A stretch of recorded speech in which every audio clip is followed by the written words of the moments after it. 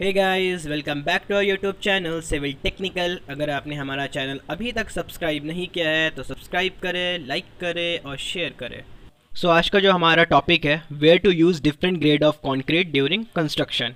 And friend, ये बहुत interesting topic है एंड सिविल इंजीनियर को इसके बारे में पता तो होना ही चाहिए और उन्हें ऑलमोस्ट पता भी रहता है, बट एक नॉर्मल पर्सन को भी इसके बारे में पता होना चाहिए और इसका जो यूज़ है उनके डेली लाइफ में ना पड़ता ही पड़ता है। सपोज़ कि हमें एक घर बनाना है, ओके, एंड अब यहाँ पे क्या परेशानी आती है कि हमें कौन सी ग्रेड कहाँ पे यूज़ करनी है। लाइक अगर फुटिंग कर रहे हो आप, तो भाई फुटिंग में कौन सा ग्रेड यूज़ होगा, वॉल कंस्ट्रक्शन में क्या होगा, अपनी जो डीपीसी जो हम वहाँ पे डीपीसी प्रोवाइड कर रहे हैं वहाँ पे कौन सा ग्रेड यूज़ करना है, हमारी स्लैब कास्टिंग जो होगी वहाँ पे क्या होगा, बीम में क्या होगा, कॉलम में क्या होगा। तो ये जो सारी चीज़ें हैं ना, हम इस टॉपिक पे क्या करने वाले हैं, कवर अप करने वाले हैं। चलिए अब एक बहुत बेसिक सा चीज़ देख लेते हैं कि अपनी जो ग्रेड होती है लाइक M5, M10, N15, तो यार ये M क्या होता है, 5 क्या होता है, ये अभी हम लोग क्या करते हैं समझ लेते हैं। एंड ये इतना इम्पॉर्टेंट है कि आप कई दफ़ा इंटरव्यू देने जाओगे ना, तो ये सवाल इससे रिलेटेड तो ऑलमोस्ट एक सवाल रहता ही रहता है कि एक्सप्लेन करो कि यहाँ पे M क्या है, या फिर जो 5 है या 10 है वो क्या है। तो इसको हम लोग समझ जाते हैं और रट जाते हैं। तो M स्टैंड्स होता है मिक्स के लिए, M फॉर मिक्स। एंड अपना जो 5, 10, 15 है ना, वो क्या है, वो है उसकी कंप्रेसिव स्ट्रेंथ, उसकी कंप्रेसिव स्ट्रेंथ जो 28 डेज तक क्यूरिंग करने के बाद उसको मिली है, ठीक है। और उसका जो यूनिट होता है वो क्या होता है, न्यूटन पर mm स्क्वायर। फॉर एग्जांपल अगर M15 है तो M stand for mix and 15 क्या है, 15 है इसकी कंप्रेसिव स्ट्रेंथ। कितने दिनों के बाद, तो आफ्टर 28 डेज। अब हम लोग एक एक करके जितने भी ग्रेड है ना उसको हम लोग चेक करते जाते हैं। तो सबसे पहला ग्रेड क्या है, M5। उसकी जो रेशियो होती है वो क्या होती है, 1:5:10, where 1 stand for cement, 5 stand for sand and 10 stand for aggregates. तो ये M5 ग्रेड कहाँ यूज़ होता है, ये होता है फाउंडेशन में जहाँ पे आपका PCC वर्क हो रहा होता है। अब PCC क्या होता है, PCC वो कास्टिंग होती है जिसमें री हम लोग यूज़ नहीं करते हैं। री बोले तो उसमें सरिया नहीं डलाता है। अगर उसमें री यूज़ होगा तो वो हो जाएगा RCC, और RCC में M5 कभी भी यूज़ नहीं किया जाता है। M5 कहाँ यूज़ करेंगे, PCC वर्क में, फाउंडेशन में और पाथवेज में। अब यहाँ पे एक और चीज़ है कि फॉर वॉल, ठीक है, अब वॉल की प्लास्टरिंग करनी है तो वहाँ पे क्या होता है, तो जनरली जब हम लोग वॉल में ब्रिक वर्क करते हैं तो वहाँ पे जो रेशियो यूज़ किया जाता है वो होता है 1:6। 1 stand for cement and 6 stand for sand, ठीक है। अगर प्लास्टरिंग करना है एक्सटर्नल पार्ट पे, बाहर पे या सीलिंग पे, तो वहाँ पे जो रेशियो यूज़ होता है वो होता है 1:4। और अगर इंटरनल प्लास्टरिंग करना है तो वहाँ पे हम लोग रेशियो यूज़ करेंगे 1:6।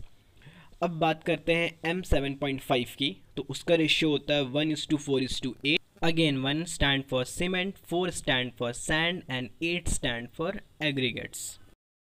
इसको भी हम लोग, जो ये ग्रेड है ना, इसको भी हम लोग RCC में यूज़ नहीं कर सकते, इसे हम लोग PCC में यूज़ कर सकते हैं, जहाँ पे अगर स्ट्रेंथ ज़्यादा ज़रूरत है तो वहाँ यूज़ कर सकते हैं, और साथ साथ हम लोग उसको DPC वर्क में भी यूज़ कर सकते हैं।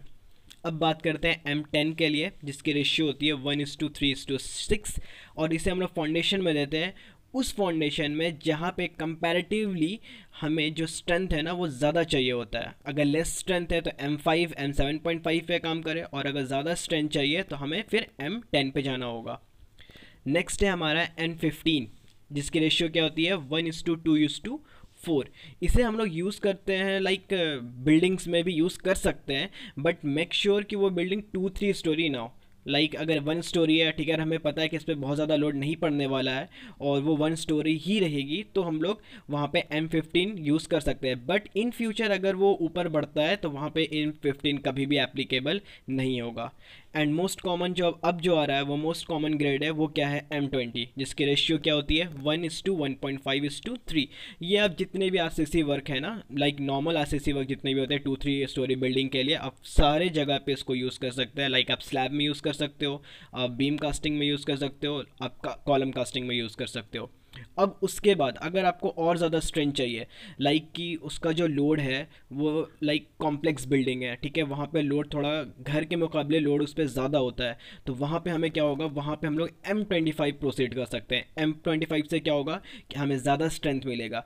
आप घर बना रहे हो वहाँ पे भी M25 यूज़ कर सकते हो, लेकिन प्रॉब्लम क्या है कि वो थोड़ा सा इकोनॉमिकली हाई हो जाएगा, आपको उसमें ज़्यादा पैसे खर्च करने पड़ेंगे, M20 में थोड़े कम करने पड़ेंगे, बट M20 भी आपका सही है।